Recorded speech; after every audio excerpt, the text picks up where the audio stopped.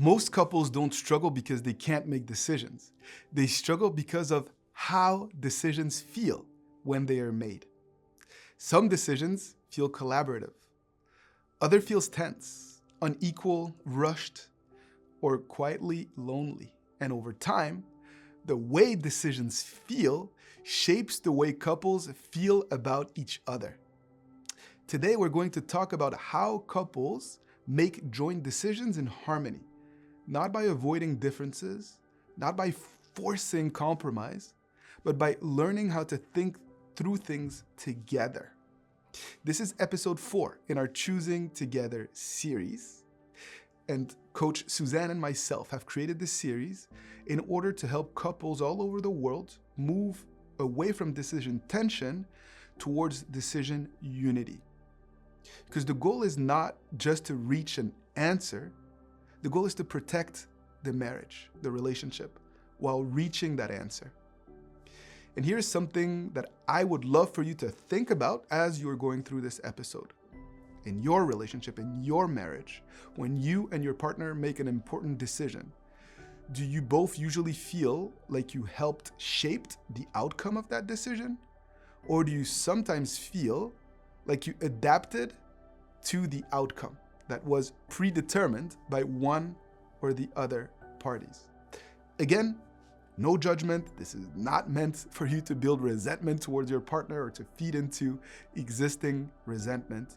This is asked in order to raise your level of awareness and understanding over the dynamics that are happening in your marriage and in your relationship so that we can move closer to the type of relationship that feels empowering to you both.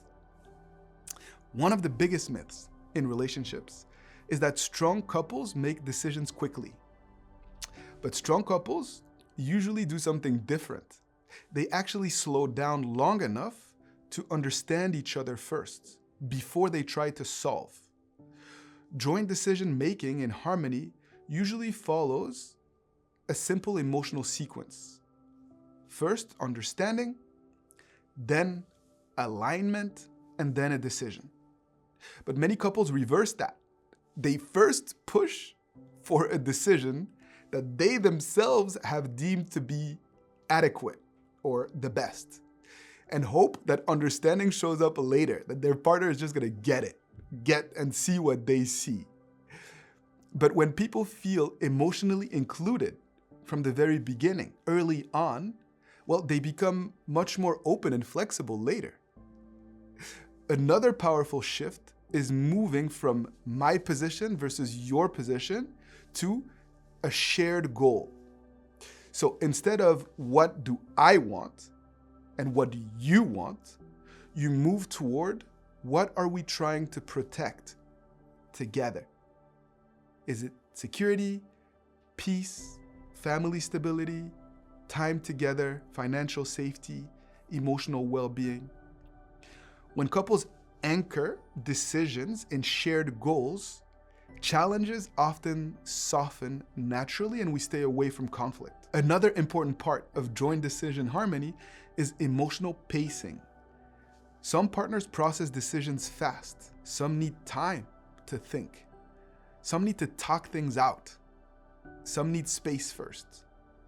And harmony happens when couples respect the decision pacing differences between the two of them. Not everyone decides at the same emotional speed, and we must be patient enough, loving enough to read our partner's emotional reality and needs and decision-making process in order to create a pace that feels right to both parties. Another powerful harmony tool is, of course, curiosity before persuasion.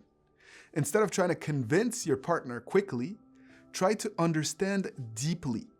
And you can ask questions to do so.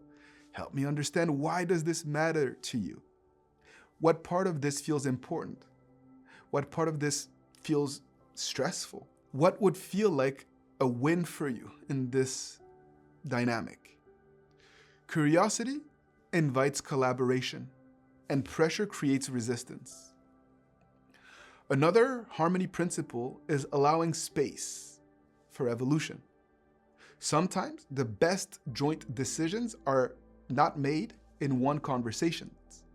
Sometimes clarity grows in layers. You talk, you reflect, you come back calmer, you see different angles and perspectives. This is not indecision. This is maturity. And if you pause and you think about it, you'll realize most decision damage in relationship doesn't come from the final decision itself. It comes from how people felt in the process of making that decision. Did both people feel heard? Did both people feel respected? Did both feel included? Did we feel like this was truly a team? Did we feel like a team? Again, we are not measuring perfection.